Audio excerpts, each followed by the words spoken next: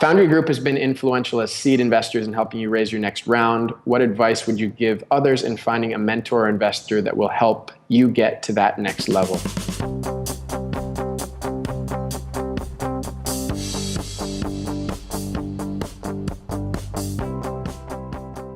Clearly, without Jason Mendelson and the Foundry Group, we wouldn't be here today. He stuck his neck out early on and saw us through that first meeting where we sat there with blank whiteboards and stairs and had no idea what we were doing, all the way to where we are today. I think, and I've heard him say this because I've sat on enough panels and things with him, that he got as much out of this relationship as we have, and I still find that hard to believe, but I think the key towards that, or even coming close to that, would be closing the feedback loop. So here's something that people don't do a good job of. People do a good job of cold emailing and asking to pick your brain, which is a pet peeve. I hate that phrase, pick your brain. Anyway, that's the first step, is connecting over coffee, come into the office, 20 minutes, 30 minutes, etc.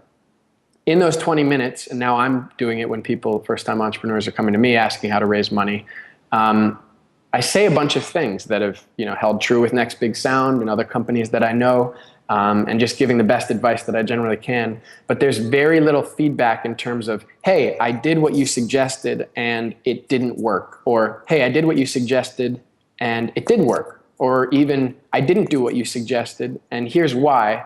I did this other thing and it's actually turned out better or worse than. So it's like kind of putting into a black hole. And so, I kind of can empathize, not even, on a smaller scale, to a lot of these investors who have 20-minute phone calls and half-hour coffees all over the world giving advice, and it feels like it's going into a black hole. But the second you start getting that feedback coming back to you, even in your own life, it's like, well, if I'm going to keep spending time and talking to this person, I want to know that I'm being helpful.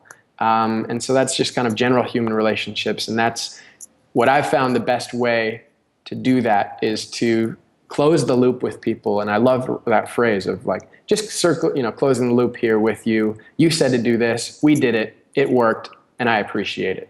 And then they're like, wow, this is, of the 100 people that ask me to coffee, I go with to take 10 meetings. Of those 10, only one ends up coming back and, closing the loop. And that's the person that I want to work with more. So it's, there's no magic formula for finding a mentor or investor that'll get you to the next level, other than taking 1,000 meetings with people as you can and seeing which ones you connect with and making sure to always close that loop.